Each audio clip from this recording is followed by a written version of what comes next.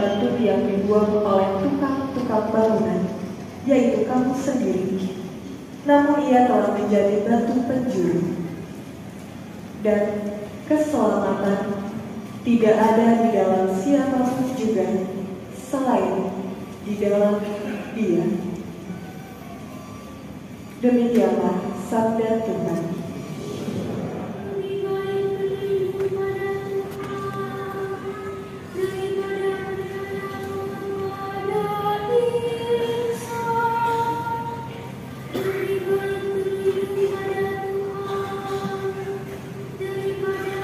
Dunia tidak mengenal kita, sebab dunia tidak mengenal Allah.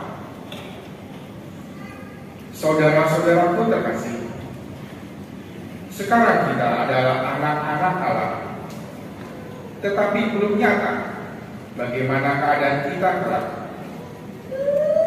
Akan tetapi kita tahu bahwa apabila Kristus menyatakan dirinya, kita akan menjadi sama seperti Dia, sebab kita akan melihat Dia dalam keadaannya yang sebenarnya. Demikianlah sabda Tuhan.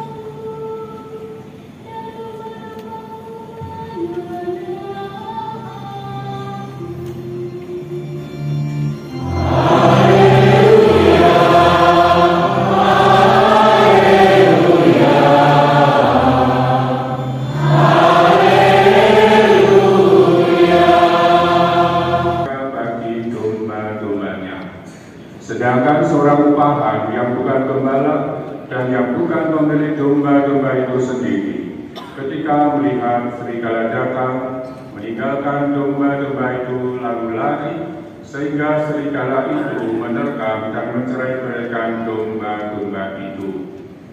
Dia lari karena ia seorang upahan dan tidak memperhatikan domba-domba itu.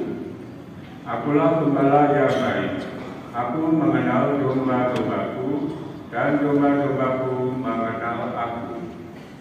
Sama seperti Bapa mengenal aku, dan aku mengenal Dalam susah.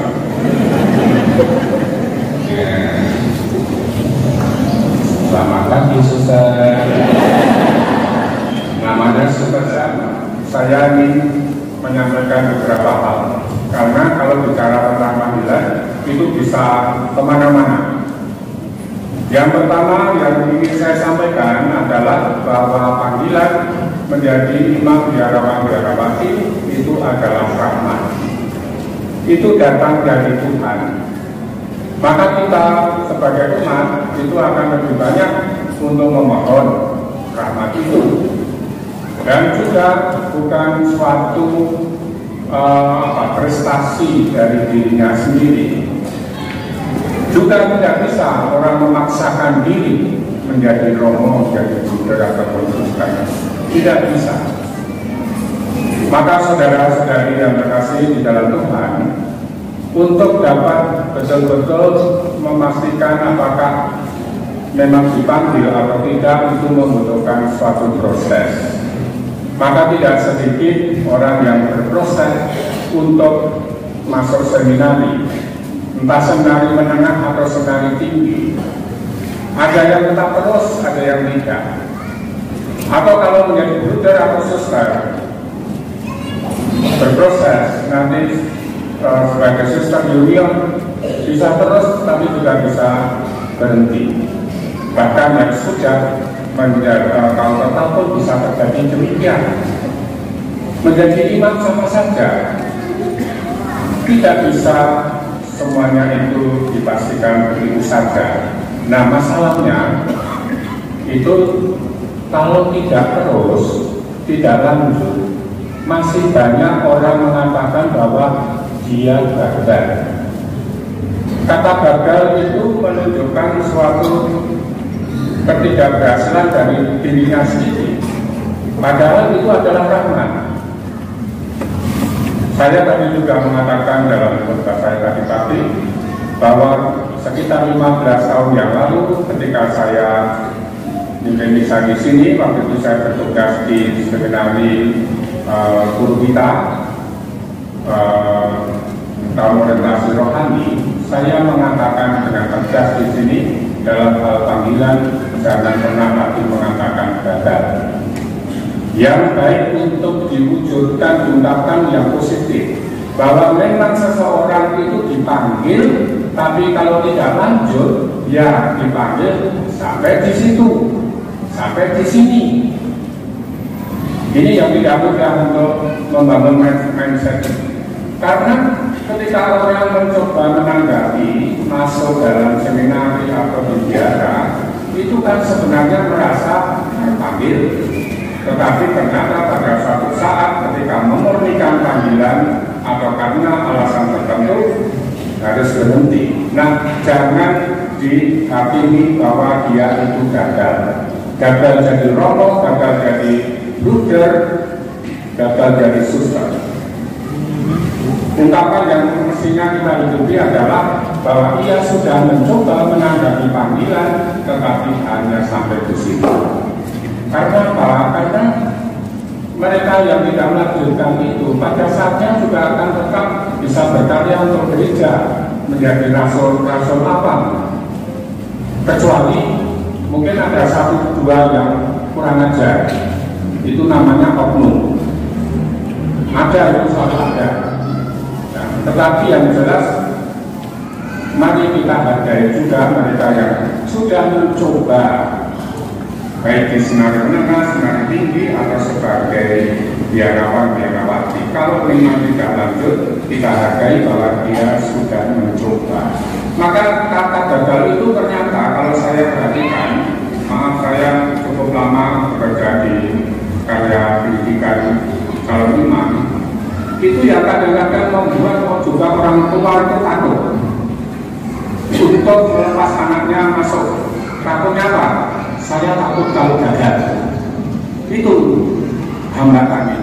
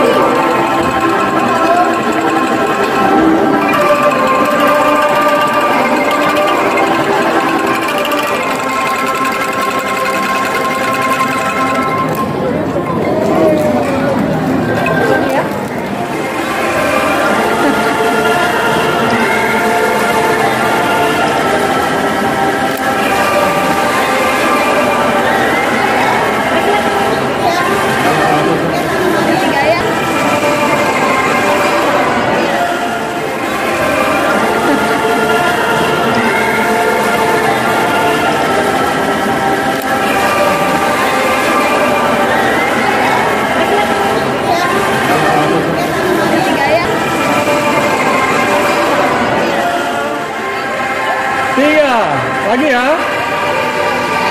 1, 2, 3. Sekali lagi ya, sekali lagi. Lagi ya. Senyumnya mana? 1, 2, 3. Lagi 1, 2,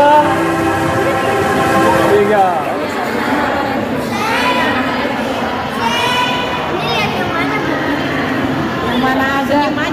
aja ke depan. Smile.